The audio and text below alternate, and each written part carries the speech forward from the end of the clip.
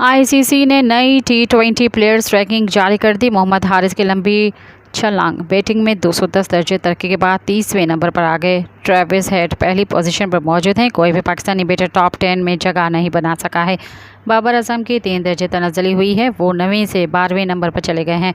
मोहम्मद रिजवान 1 दर्जा तनाज़ुली के बाद 13वीं पोजीशन पर आ गए हैं। हसन नवाज 57 दर्जे बेहतरी के बाद 40वां नंबर पर आ गए हैं। साइम अयूब 61वें और सलमान आगा 74वें पोजीशन पर हैं। ऑलराउंडर में शादाब खान 10 दर्जे तरक्की के बाद 14वें पोजीशन पर पहुंच गए हैं।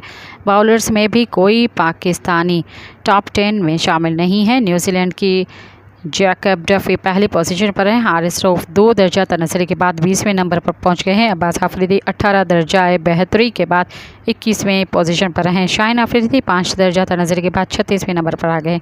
सब्सक्राइब कयो अवामी न्यूज़ HD खे ऐं ताज़ा तरीन ख़बरुनि लाइ ॾिसंदा रहो अवामी न्यूज़ HD।